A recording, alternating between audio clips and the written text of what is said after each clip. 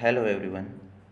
आज अपने बात करेंगे क्रिटिकल स्टेज के बारे में, यानी कि फसलों में इरिगेशन के लिए कौन कौन सी स्टेज क्रिटिकल स्टेज होती है। क्रिटिकल स्टेज क्या होता है? जब किसी फसल को उस अवस्था में पानी नहीं मिले, कौन सी अवस्था होती है ऐसी जिसमें पानी नहीं मिले तो फसल पूर्णतः नष्ट हो जाती है या अपने को भारी लॉस होता है, उसको क्रिटिकल स्टेज बोलते हैं इरिगेशन के लिए। तो देखते हैं अपने कब कब फसलों में वाटर रिक्वायरमेंट ज़्यादा रहती है। तो सबसे पहले है राइस।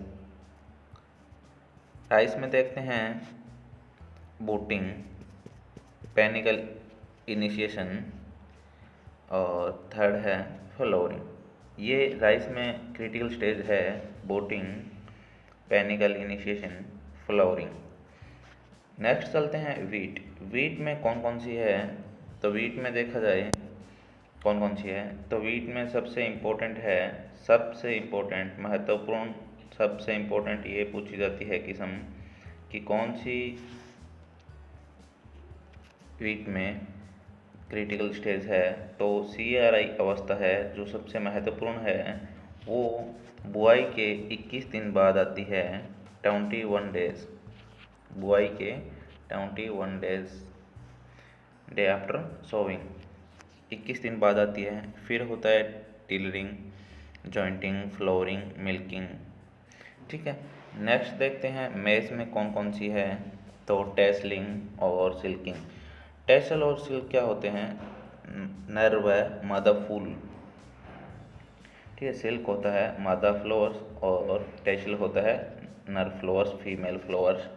तो जब फीमेल और मेल फ्लावर्स निकलते हैं उस टाइम इसमें सिंचाई की जाती है।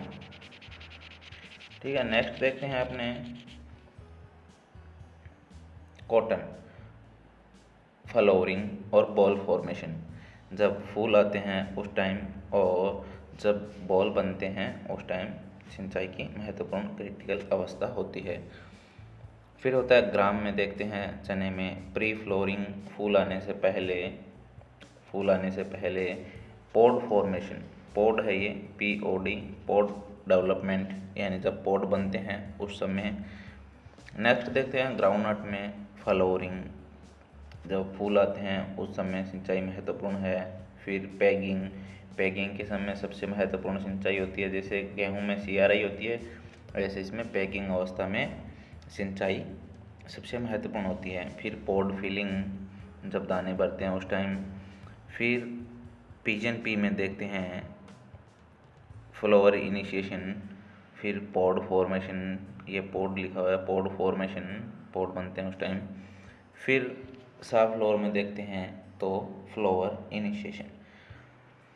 फिर अब अपने चर्चा करेंगे कि कौन सी फसल को कितना पानी चाहिए, वाटर रिक्वायरमेंट उस फसल की कितनी होती है, यानी उसको अपनी लाइफ साइकिल में कितना पानी चाहिए, कितने पानी चाहिए, जिससे वह उगने से लेकर ग्रोइंग टाइम से जब तक प्रोडक्शन नहीं देती, हार्वेस्टिंग तक उसको कितना पानी चाहिए, उसको बोलते हैं वाटर रिक्वायरमेंट। तो देखते हैं अपने कौन सी फसल की कितनी वाटर रिक्वायरमेंट है। यह वाटर रिक्वायरमेंट तो अपने स्टार्ट करते हैं सबसे पहले शुगर केन की वाटर रिक्वायरमेंट अपने देखें तो देखो, शुगर केन की वाटर रिक्वायरमेंट में लिखी हुई है 1500 से 2500 शुगर केन की वाटर रिक्वायरमेंट होती है, जो सबसे ज़्यादा होती है। सबसे ज़्यादा कौन सी फसल को पानी चाहिए, कई बार क्वेश्चन पूछा जाता है सबसे ज़्यादा कौन सी फसल को पानी चाहिए, तो शुगर केन को सबसे ज़्यादा वाटर रिक्वायरमेंट रहती है। फिर होता है वीट में 650 से 800 पानी की आवश्यकता होती है। राइस 1500 पानी की आवश्यकता होती है। ऑयल सीड, जो भी ऑयल वाली फसलें हैं उनमें पानी की रिक्वायरमेंट 500 से 700 रहती है। और दलहनी फसलों में पल्सेस में 450 से 700 mm वाटर रिक्वायरमेंट रहती है। कई बार डायरेक्ट वाटर रिक्वायरमेंट पूछ लेता है कि सरसों की वाटर रिक्वायरमेंट कितनी है, राइस की कितनी है, ग्राम की कितनी है, शुगर केन की कितनी है, वीट की कितनी है, तो ये वाटर रिक्वायरमेंट याद कर लेना। और कई बार सीधा प्रश्न पूछा जाता है कि सबसे ज़्यादा वाटर रिक्वायरमेंट कौन सी क्रॉप की है, तो शुगर केन की सबसे ज़्यादा वाटर रिक्वायरमेंट होती है। थैंक यू दोस्तों।